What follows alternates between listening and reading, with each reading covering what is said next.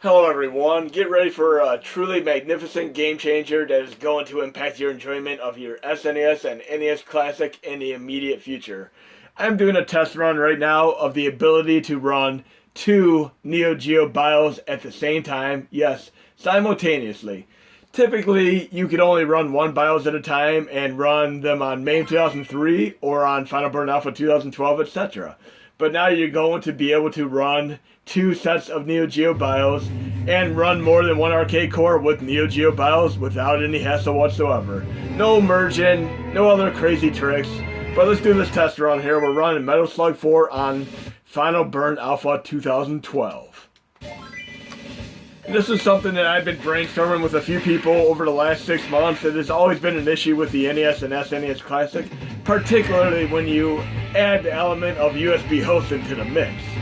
But BsLeNuL, Danaman827, and Madmonkey, and myself are all working on getting this out for the next release.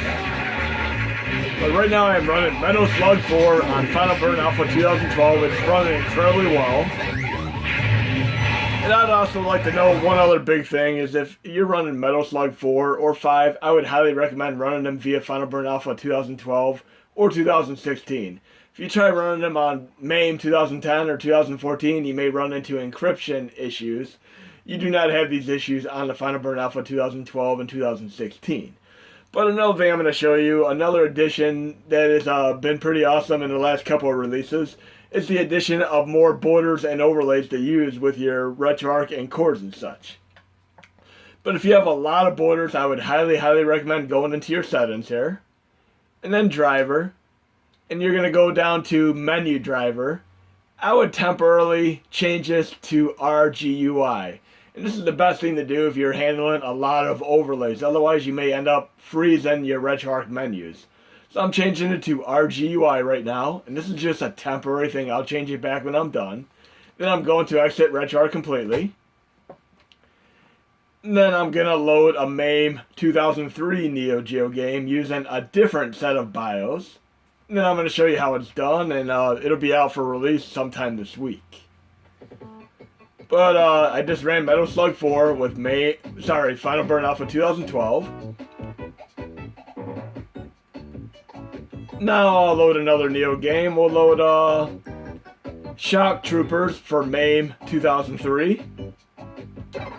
And it'll be under the RGUI interface, so I could work with the borders and overlays without worry of them freezing on me. My preference is the XMB menu because it has a lot of options that are unavailable when you're on RGUI, such as Super Game Boy and such. But I'm loading into Shock Troopers right now using MAME 2003 and an entirely different set of NEO-GEO BIOS without having to merge whatsoever or do any other tricks. And I'll show you my Libretto system folder when this test is done so you can see exactly how it is set up. But we're loading Shock Troopers, which is a fantastic game. If you remember games like Commando, the old arcade Commando game, this is a true spiritual successor to that whole legacy. A fantastic game in its own right. And of course it fits in the legacy of the run and gun shmups. But right now I'm going into quick menu, on screen display, overlay preset, and I'm going to go to the extra borders. I have them set up where you could have some that are with RetroArch as well as an additional HMOD where they're entirely separate, which includes the extreme borders. I'm going into the extra borders. And the WES 1981 did a fantastic job optimizing some borders that OrionsAngel did originally. And they have a rounded appearance, but he squared them out so they would be very optimal for use on the SNES Classic. And I'm going to load one of these right now. And you have to load the CFG file. And I'm going to display overlay. I'm going to enable it to on right now. And then I'm going to simply resume. And we have this incredible overlay that is more suited to the SNES Classic than a rounded appearance for obvious reasons. But I'm running Shock Troopers right now using this highly optimized border that the WES 1981 did an incredible job fixing up. And I'm running a separate set of NEO-GEO BIOS, which is awesome. This has always been one of my absolute favorite NEO-GEO games. And there will be more of these The West 1981 custom borders in my next release. I mean, they work quite well with this. So again, I would highly recommend going into drivers and change it to RGUI when you're messing with the borders and overlays, and then change it back to XMB when you're all done. So this is an incredible game here. And I'm gonna go back into the overlays right now. Quick menu, on-screen overlay. Now I'm gonna change this overlay preset back to the default one right here. Default CFG. And I'm just gonna leave it the way it is. I'm gonna turn display overlay off. And I'm going to go into settings again. Right here. Drivers. And I'm gonna change it back to XMB. For menu driver. That is my absolute preference there. Right there. Then I simply have to quit RetroArch. And remember, there's another edition that BsLeNuL that did it. It's awesome, called the Bezel Mode. And I'm going to do that right now with one more test subject.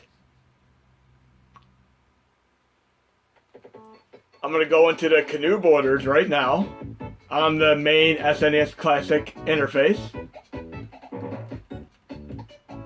Display, and I'm gonna pick a CRT filter, and I'm gonna pick my favorite border, which is the Galaxy border. And while I am loading this game here, NAM 1975, I'm going to hold down the L1 button. It'll load that Canoe border for this individual game while I'm loading. So again, hold down L1 and load the game. It'll toggle that individual border on and off for this game. If I'd like to do it globally for all games, all I have to do is hold down R1 while loading the game, and it'll toggle it on and off accordingly. Great coding addition by BsLeNuL, and I live by it day by day. It is awesome. And I'm going to show you one more small thing before I shut down on this video. Some of you may have seen that I'm now collaborating with the other guys, and of course TeamShinkansen and such. I'm going to show you a new preliminary setup for a core set update that you will see in the next day or a few. But we'll get to that in a moment when I switch over to the PC. But I communicate with developers and end users alike and act accordingly to try to get the best possible results we can have for all of us. But right now I'm running CRT filter using the incredible BsLeNuL Bezel Mode. And look at this. This is awesome. Now 1975, yet another great shmup. Another one of my favorites. Typical on-rail shooter style, just like Operation Wolf, but great game. But we're going to switch over to the PC now. I'm going to shut the system down. Remember, you can get your random C8 shutdown errors when you shut it down. Let's see what happens. If I get a C8 error, I'll simply power back on and then power back off. But let's see if it shuts down properly.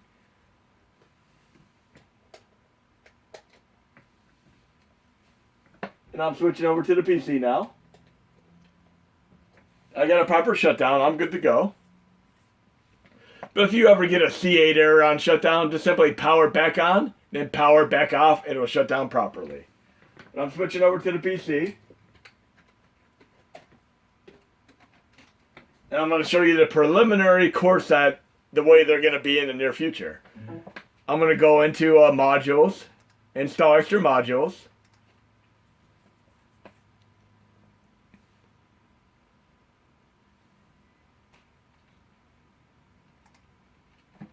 And if you scroll down, and we're going to get this updated soon, you're going to have RetroArch Cores Essential. These are all quick pick-me-up and very stable cores that you're going to be able to run. Any beginner or a person who doesn't want to get too involved in the complexities of MES and Amiga and such, they can pretty much pick me up and play any of these without issues whatsoever. These all run great.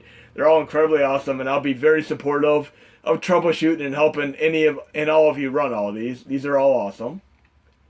But these are RetroArch Cores Essential, and this will roughly be what they are when you go onto the store. And you'll have this option for the mod store. Right there, modules, Hashi mod store.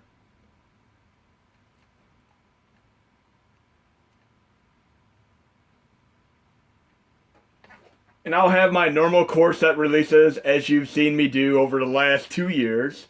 And they'll have their special je ne sais quoi with extras and such. But you'll also be able to go into the mod store and you'll be able to download them individually from here if you'd like to. So that's pretty awesome. But the last thing I'm going to show you, while I'm doing a little bit of multitasking here, I'm going to open up the flash drive. I am running external RetroArch as a test right now, but again, I prefer to run my HMODs, BIOS, and all that from the NAND internal flash memory. But this is a test setup right now. I'm going into Hashi Libretto system. I'm going down. And I have 2 sets of NEO-GEO BIOS right now. I have NEO-GEO Zip, which is going to be used for basically all the cores that need it, such as Final Burn Alpha 2012, Final Burn Alpha 2016, MAME 2010, MAME 2014, and then if this one here exists, NEO-GEO Ode _ it'll be used for MAME 2003. So basically, once I do the update, all you're going to have to do, and I'll leave this in the release notes as I do the update, you can just copy your NEO-GEO zip, which you typically use for the new core, such as MAME 2010, Final Burn Alpha 2012 and such, directly into your system or the Master BIOS module. Again, I have the Master BIOS module. I'll go to the user mods folder right here.